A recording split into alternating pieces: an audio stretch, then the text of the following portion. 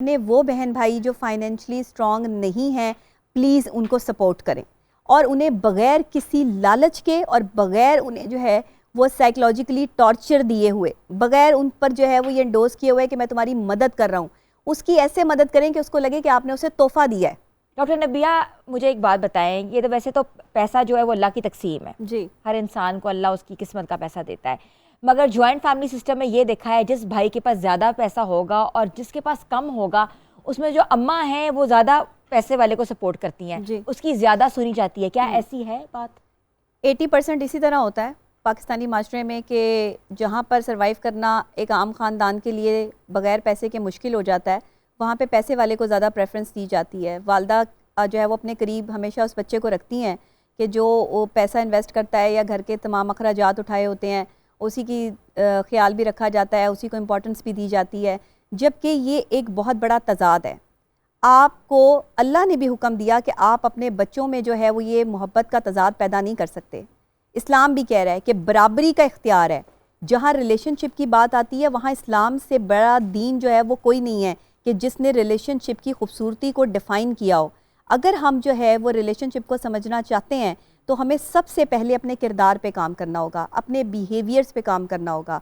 सबसे बड़ा प्रॉब्लम जो आता है वो बिहेवियर का है।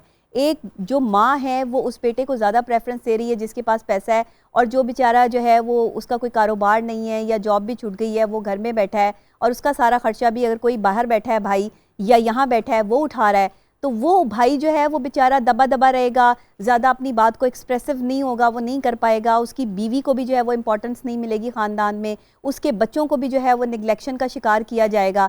क्यों आप जो है वो इतना बड़ा तजाद लेके पाकिस्तान में बैठे हैं? ये क्या मेंटालिटी है, ये क्या बिहेवियर है? सबकी मेंटालिटी सबके घरों में है। फैमिलीज में तो माएं अमीर बच्चों से लेके अपने बाकी बच्चों को देती भी हैं।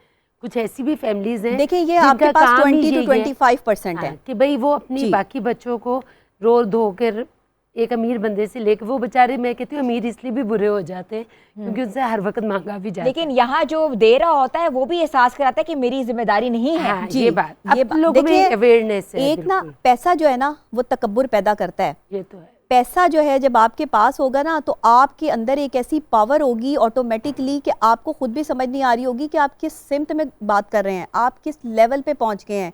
पैसे से आजमाइश होती है, औलाद से आजमाइश होती है, रिश्तों से आजमाइश होती है, बीवी आपकी आजमाइश है, माँ की खिदमत और माँ बाप की जो है वो खिदमत ना करने वाली नाफरमान औलाद की हर जगह आजमाइश है।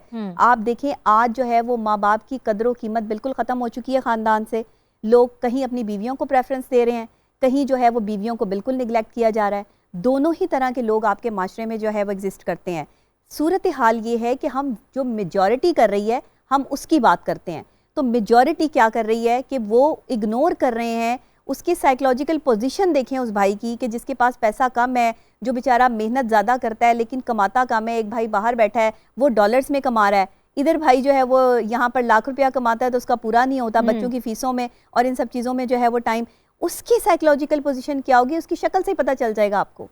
आप प्रेजेंटेशन से पता लगा सकते हैं किसी की भी कि कोई कितना खुश है अपनी जिंदगी, मेंटल हेल्थ का शिकार होगा, डरा डरा सहमा सहमा होगा। बिल्कुल। वो सबसे पहले जो मर्द हमारे पास जो एंजाइटी इस वक्त जो है एंजाइटी डिसऑर्डर बढ़ रहा है मर्दों में, उसकी सबसे बड़ी वजह पैसे का ना होना है।